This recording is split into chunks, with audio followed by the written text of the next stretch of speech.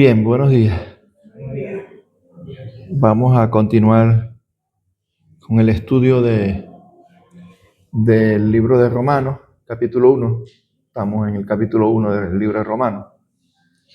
Pero la semana pasada, el chico Abraham hizo una pregunta referente a la Biblia y en cuanto a entender la Biblia, qué traducciones eran más pertinentes para el estudio o la lectura de la Biblia, ¿no?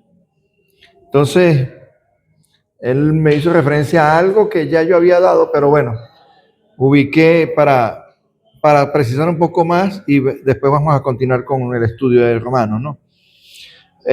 Afirmar las siguientes cosas. Primero, ¿cuáles fueron los idiomas originales en los cuales los manuscritos que hoy vemos en la Biblia o los textos que están en la Biblia fueron escritos en su versión original? En el Antiguo Testamento está tanto en hebreo como en arameo en algunas partes. O sea, hay algunos libros del Antiguo Testamento, por ejemplo, como el libro de Daniel, que tiene parte que está en arameo, y algunos otros libros que también tienen algún contenido en arameo. El resto, la mayoría del Antiguo Testamento está escrito en hebreo. Luego, el Nuevo Testamento está escrito en griego, pero un griego muy propio de la época de Jesús, que es un griego koiné, llaman griego koiné, una derivación de ese griego. Ese griego hoy en Grecia no es el griego, o sea, ha sufrido modificaciones a lo largo de los siglos. ¿No? Buenos días. Estoy dando respuesta a algo que tú preguntaste la semana pasada, con respecto a los idiomas y las traducciones de la Biblia, ¿no? Entonces, el Nuevo Testamento fue escrito en griego koiné, ¿no? Luego, ¿por qué tantas traducciones? La pregunta es, ¿por qué hay tantas traducciones de la Biblia si la Biblia es una sola? Una pregunta que podríamos hacernos. Uno, ha habido una notable mejoría en la técnica de traducción a lo largo de los siglos. O sea, no es lo mismo la traducción de hace 3, 4 siglos atrás que la traducción que se puede hacer hoy. Hoy hay mejores técnicas para la traducción, para todo. Y lo otro es que a lo largo del tiempo se han ido descubriendo nuevos manuscritos, más antiguos inclusive que los que se obtuvieron en un principio, con mejor calidad que los que estaban a disposición. Y tercero, el deseo de hacer más entendible y accesible el texto bíblico a todas las personas en todas las lenguas que existen, ¿no? Pero bueno, nuestra lengua que es común es el español, ¿no? Entonces, ¿qué diferencia hay entre las distintas versiones o traducciones de la Biblia al español? Es que actualmente hay, a ver, aquí esta cifra está es algo aproximada, pero hay algunos que afirman que ya son hasta cerca de 6.000 manuscritos, ¿no? Cuando yo hice esta enseñanza, yo tomé esta cifra, ¿no? Actualmente se estima que hay unos 5.700 manuscritos en griego, estoy hablando del Nuevo Testamento, en griego, de fragmentos del Nuevo Testamento. Cuando dice fragmentos del Nuevo Testamento, no significa que se han conseguido el Nuevo Testamento completico, desde los 4 evangelios hasta Apocalipsis, sino que hay inclusive restos, o sea, fragmentos. Pero esos fragmentos van sirviendo para comparar con otros fragmentos si el texto es igual, o sea, si hay coincidencia, ¿no? Entonces, entre algunos fragmentos y pliegos completos, hay alrededor entre 5.700 a 6.000 manuscritos, ya sean fragmentos o enteros, que se tienen y que se han comparado para obtener lo que es el Nuevo Testamento. Primero, transcrito a su lengua original, que es el griego koiné, y luego después traducido a las diversas lenguas. Con respecto a la traducción, que era lo que preguntaba Abraham la semana pasada, hay 2 técnicas de traducción de la Biblia. Una es la literal, que es palabra por palabra, o sea, del original que se va traduciendo palabrita por palabrita, del griego independientemente cuál sea el idioma, al inglés, al español o a otros idiomas, ¿no? Esa es una forma de traducción, que es la literal, palabra por palabra. Y la otra, que era la que no te dije exactamente el término, pero que es la dinámica, que es pensamiento por pensamiento, donde lo que busca la traducción es hacer como darle una interpretación a todo a un contenido, a una línea o eso se llama línea de pensamiento de lo que está escrito, llevarlo porque acuérdate que a veces, ¿cuál es la dificultad? Que a veces el literal es complicado de hacer porque, por ejemplo, yo ponía un ejemplo la semana pasada de que hay términos en inglés que no tienen su traducción semejante al español, ¿no? En las lenguas. A veces hay términos que tienen un significado para el idioma original, pero que no tienen una traducción literal para el idioma, al otro idioma al que se dirige. Entonces, ahí es difícil hacerlo literal y por eso se trata de hacer. Pero hay dos formas o dos técnicas de traducción. Luego, hablando ya en nuestra lengua española, las literales, palabra por palabra, ¿cuáles son? La Biblia de las Américas, Reina Valera, Biblia textual y la Peshitta. La Peshitta es una traducción de una Biblia, no sé si es de origen etíope, pero que se utilizó pues, en un específico territorio en Asia Menor y África, que le llamaban Peshitta y la llevaron o sea, no se tomó los manuscritos originales, sino de esta traducción antigua se llevó a las lenguas actuales, ¿no? Entonces, están estas cuatro que son palabra por palabra, tienen este carácter. O sea, si usted usa alguna de estas Biblias, por eso es que yo decía que a mí me parece que la Reina Valera es una de las mejores por eso, porque trata de traer más fielmente, palabra por palabra, lo que en el original quiso decir. Y aún así, a veces hay algunas cosas que sí tenemos que ir vamos a decirlo, al significado en griego para dar una verdadera connotación de alguna palabra específica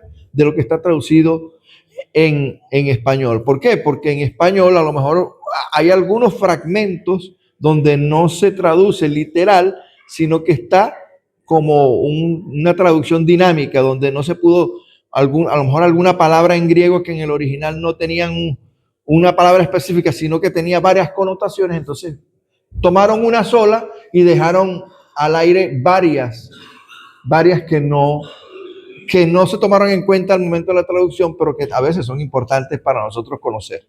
Por eso es que a veces cuando usted ve a algún predicador que hace, mira, en el original griego dice tal cosa y eso da tal connotación. O sea, el que está predicando está buscando darle una mayor amplitud de significado a los que está leyendo y predicando, ¿no?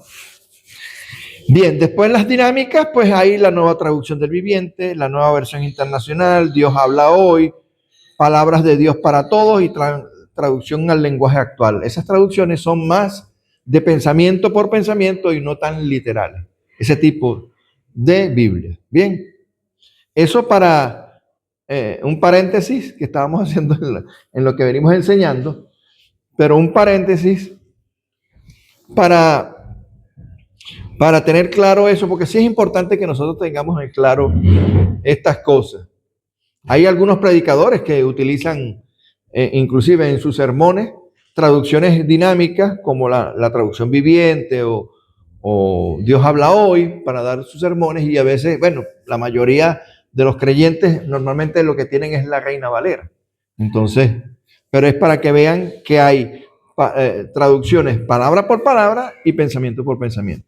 Bien, esto para refrescar algo que ya yo di en el pasado, pero que muchos de ustedes no estuvieron cuando se habló del canon de la Biblia y de las traducciones de la Biblia, que fue una enseñanza pasada. Bien, ahora vamos a seguir con el libro de Romanos. Hoy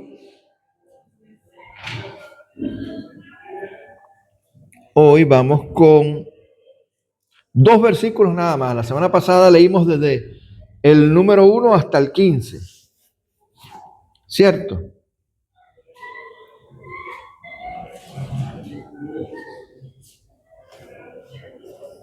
Hoy voy a leer desde el 15, de todos modos, para enlazar lo que vamos a ver hoy con lo que vamos a analizar hoy, el análisis exegético de lo que hoy quiero enseñar. Buenos días, Miguel. Entonces, leo el versículo 15, que es donde concluimos la semana pasada. Dice, así que en cuanto a mí, pronto estoy a anunciarnos el Evangelio, también a vosotros que estáis en Roma.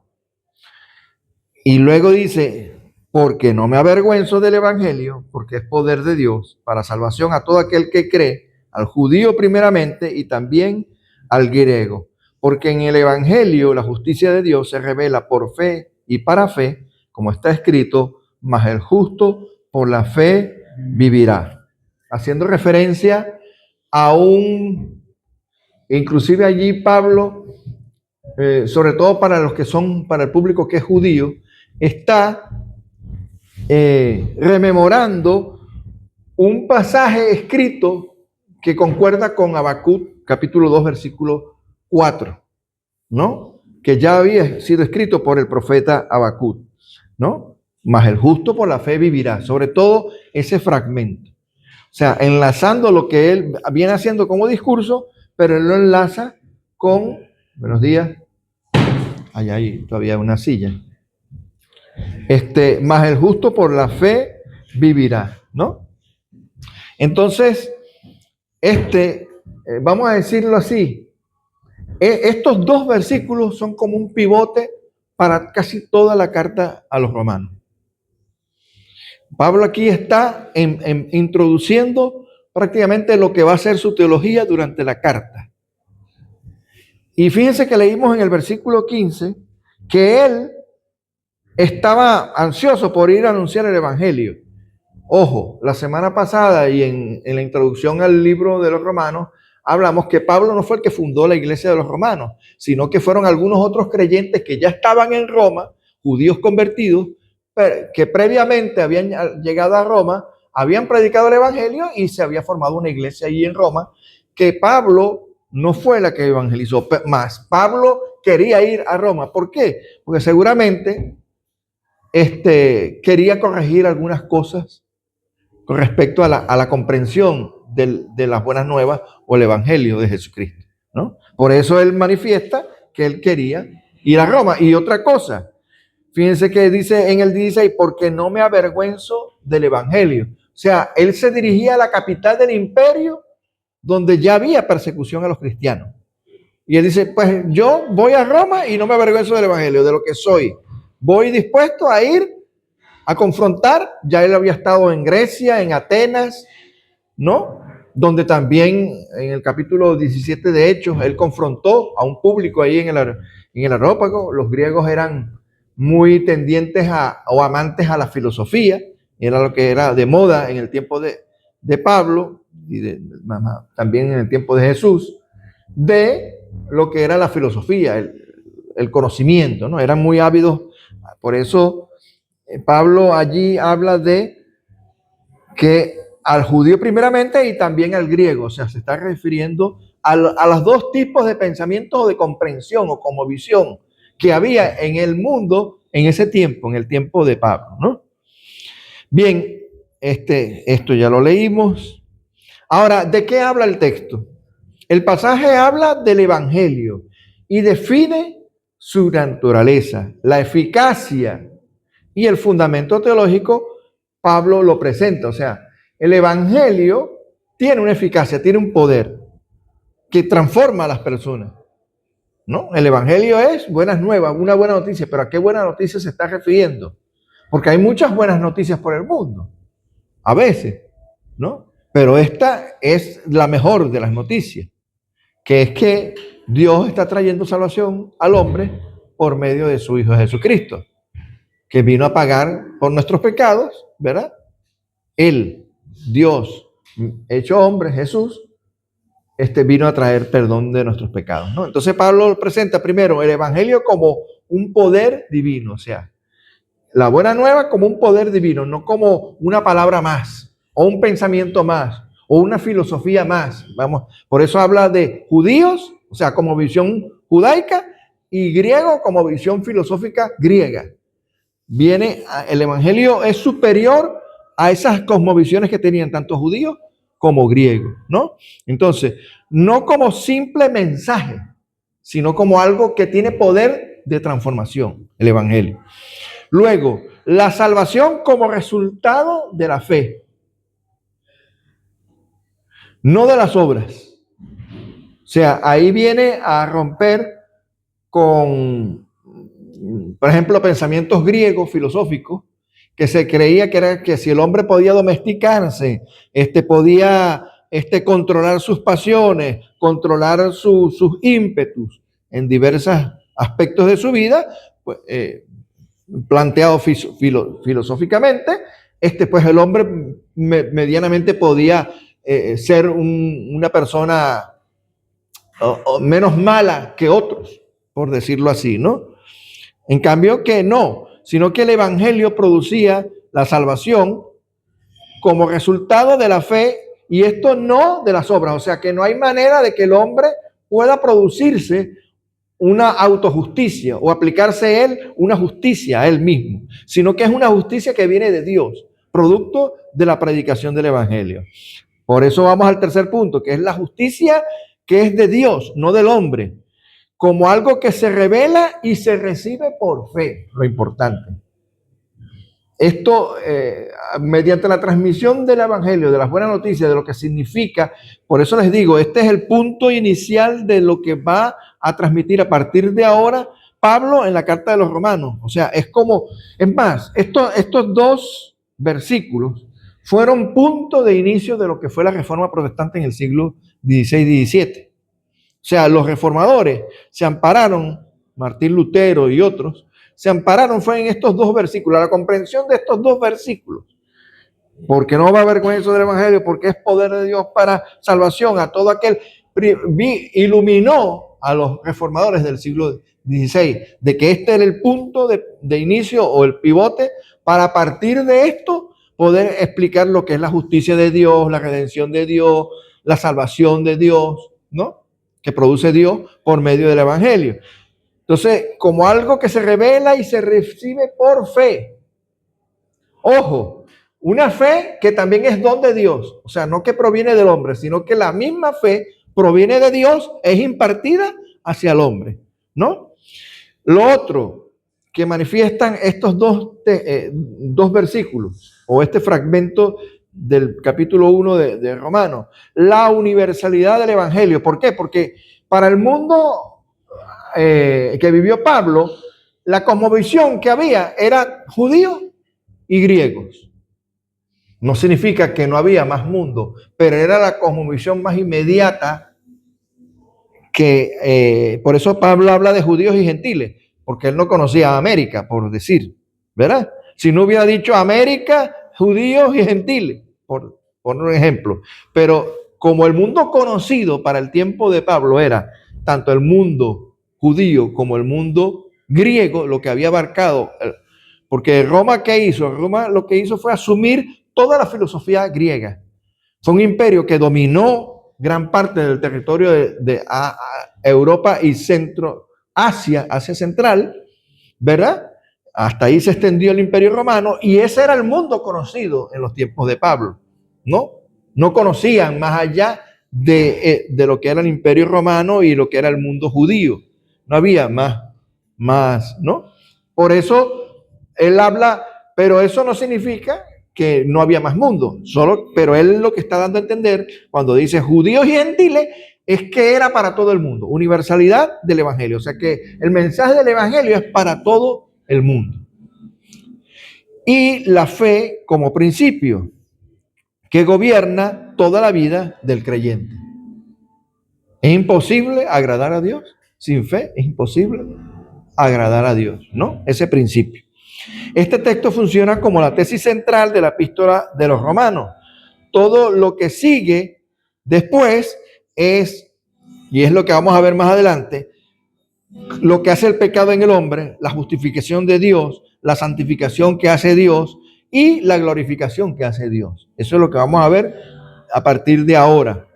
Se desarrolla a partir de estas dos frases, de estos dos versículos. Bien.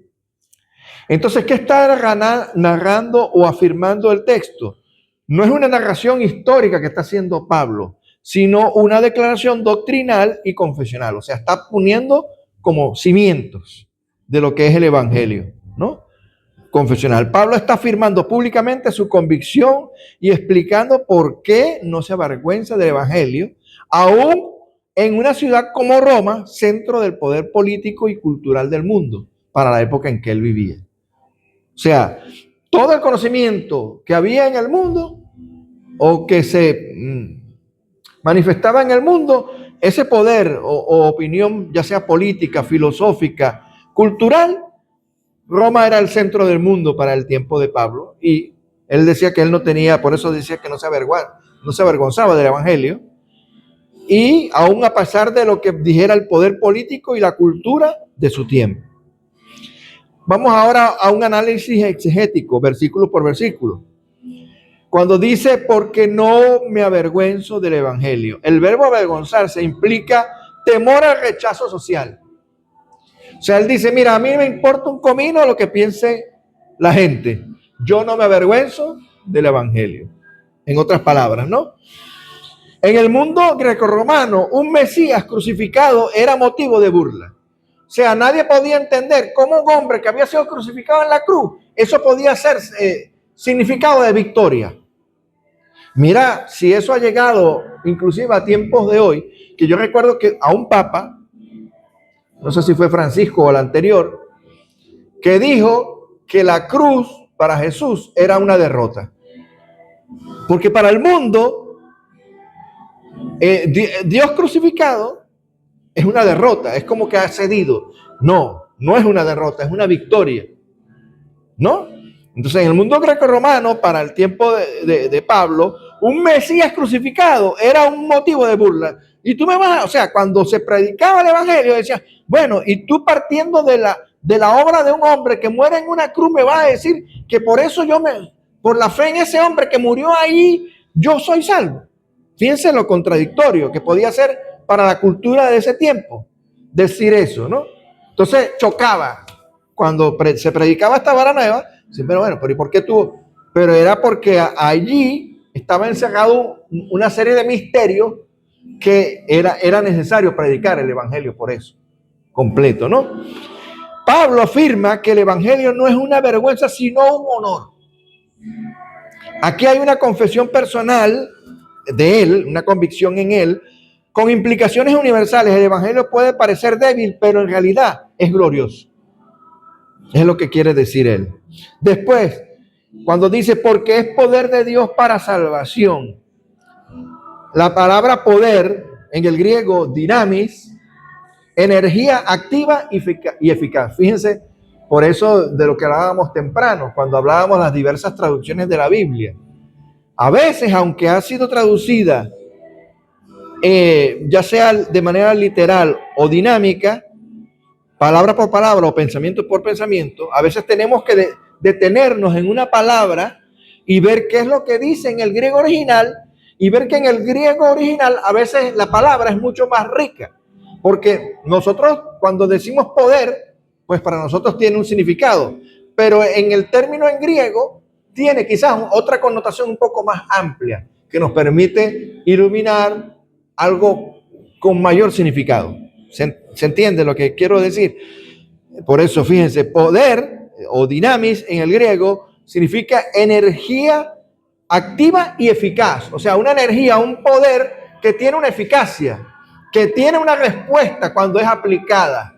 O sea, que cuando se predica el evangelio no es un discurso simple, sino que en ese discurso, en esa transmisión del evangelio, hay un poder de Dios que actúa, que es la predicación de la palabra, que hemos dicho en muchas ocasiones, más la actuación del Espíritu Santo, que trae convicción a la persona que recibe el mensaje. Es un poder dinámico, que es activo, ¿no? El evangelio no solo informa, sino que transforma. Una mejor expresión de eso, ¿no? O sea, no solamente es una información, es un conocimiento que se transmite, sino que es algo que transforma los corazones de los hombres. La salvación no es moral, política o cultural, sino es espiritual y es eterna. Algo que también es muy importante del Evangelio. Que no es que te va a traer una transformación, te va a hacer más moral el mensaje del Evangelio, sino que realmente es un cambio espiritual que se produce en la persona que te da eternidad, vida eterna. El poder no está en el predicador ni en el oyente, sino en Dios mismo actuando a través del mensaje del Evangelio. Por eso es que es poder, Pablo puede decir, porque es poder de Dios para salvación. Y después dice, a todo aquel que cree. La salvación es condicional, requiere fe. No dice al que obedece, o al que cumple la ley, o al que merece. Fíjense que no está diciendo eso. No está diciendo, es poder a todo aquel que cree como al que merece ser salvo. No. Sino que la fe es el medio, no la causa meritoria. La fe, que es un don de Dios, es el medio, pero es un medio dado por el mismo Dios al que recibe el mensaje del Evangelio. No es algo que nace del individuo. Por eso es que no es importante ni el que transmite el mensaje, aunque bueno, tiene su importancia, pero más poder hay en el mensaje que en el mensajero. Y tampoco es que hay importancia, porque no es que el que recibe la salvación lo merezca, ¿no? Sabemos que no hay ningún mérito en nosotros, sino que fue Dios, ¿verdad? Sino que Dios que tiene misericordia, ¿no dice la Escritura? Es de quien Dios tiene misericordia. Luego, al judío primeramente y también al griego, reconoce el orden histórico del plan redentor. Esto, claro, está más adelante en Romanos 9, de 4 al 5. Afirma la igualdad espiritual, o sea, iguala para dar a entender que no hay una condición étnica que haga que tú seas pueblo de Dios. Porque, ¿qué pasa? Los judíos, y aún hoy pasa eso, que Israel se siente que es el único que es pueblo de Dios. O sea, el Israel físico que hoy existe es el único que se siente que es pueblo de Dios. Y no es así. Por eso él tiene que poner eso, o sea, que no es un atributo étnico. Porque yo soy judío, nosotros somos descendientes de Abraham, y como somos descendientes de Abraham, somos el pueblo de Dios. No, pueblo de Dios es quien ha sido transformado, ha recibido el don de la fe, ¿verdad? Y ha recibido el don de Dios, que es Jesucristo, en sus corazones y ha sido transformado. Entonces afirma la igualdad espiritual de judíos y gentiles y derriba el exclusivismo religioso. O sea, no es que Dios es Dios para un grupo determinado y para otros no, sino que es un Dios de todo el universo, a todo aquel que recibe por fe y para fe el mensaje del Evangelio, ¿no? El Evangelio es históricamente judío, pero universalmente es su cáncer. O sea, cuando dice históricamente judío, ¿por qué? Porque la escritura vino por medio del pueblo judío, sí. Ellos fueron los que escribieron el Antiguo Testamento, el mensaje, los anuncios de que Dios iba a enviar un Mesías. Por medio de ellos es que conocemos esta, ¿no? Pero no es realmente solamente para el pueblo judío, sino que es universal, es para todo aquel que cree. Ahora, Romanos 1.17, vamos al 1.17, dice, porque en el Evangelio la justicia de Dios se revela. O sea, en el mensaje, fíjense bien, vamos a decirlo en otras palabras, el mensaje del Evangelio transmite la justicia de Dios que se revela. La justicia de Dios no se refiere aquí al castigo, sino a la justicia que Dios otorga. ¿Cuál es la justicia que Dios otorga? Que Él vino en forma de hombre, como Jesús, a morir y a pagar por todos nuestros pecados. Eso lo transmite el mensaje del Evangelio, ¿no? Y entonces, que esa justicia que tenía que haber sido imputada a todos los seres humanos, porque todos, como más adelante vamos a ver en Romanos 3, todos pecamos, todos estamos destituidos de la gloria de Dios. Nadie busca a Dios, dice Romanos 3, ¿no? Más adelante, nadie busca a Dios. ¿Cómo es que se aplica la justicia? Bueno, Dios, esa justicia que era que nosotros éramos culpables, reos de muerte, Dios la aplica en su Hijo, Jesucristo, para que entonces nosotros seamos libres, ¿no? O sea, nos es culpa a nosotros y culpa al Hijo. En el Hijo deposita toda la ira, deposita toda la culpabilidad de toda la humanidad. En el Hijo, ¿no? Esa es la justicia de Dios que se refiere aquí. Es una justicia externa al hombre, pero imputada al creyente. Romanos 3, 21, 22, que a lo que me refiero.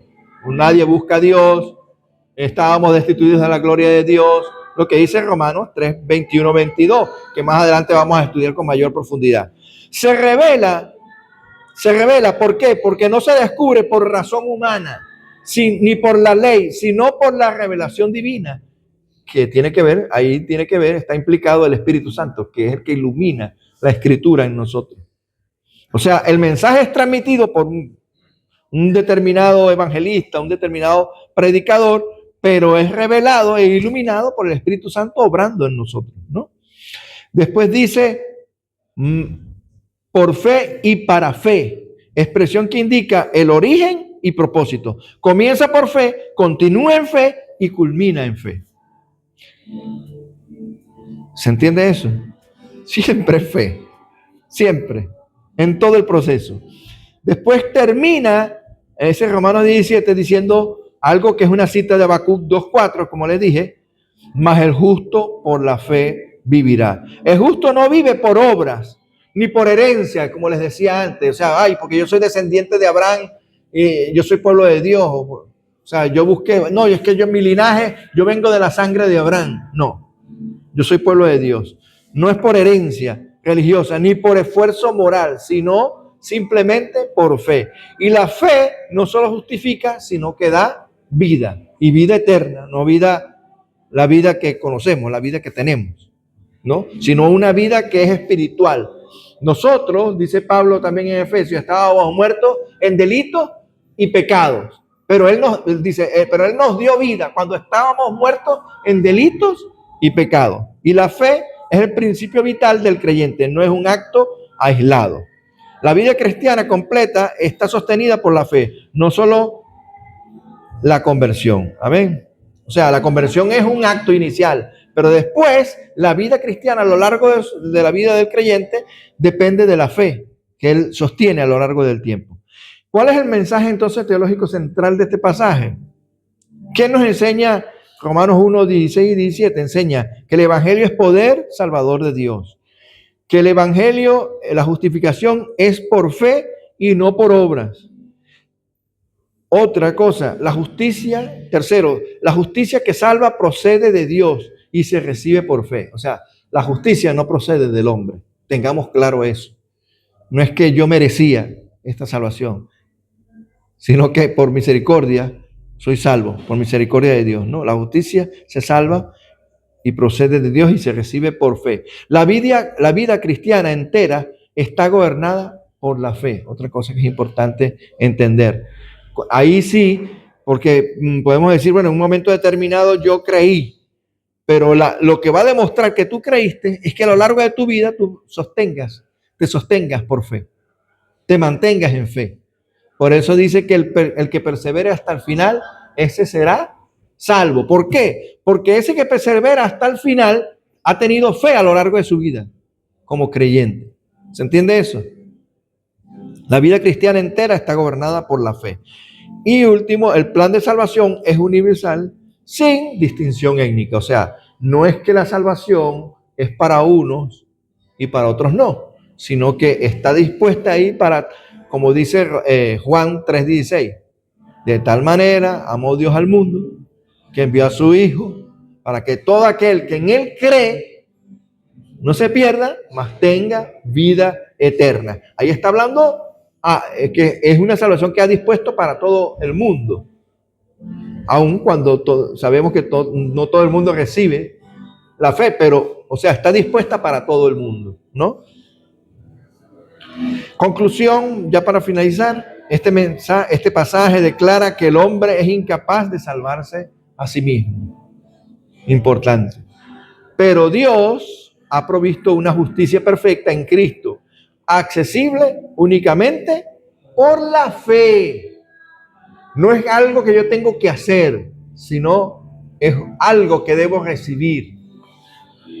Lo voy a expresar nuevamente. No es por algo que yo tenga que hacer, sino por algo que yo debo recibir de parte de Dios. ¿Se entiende eso?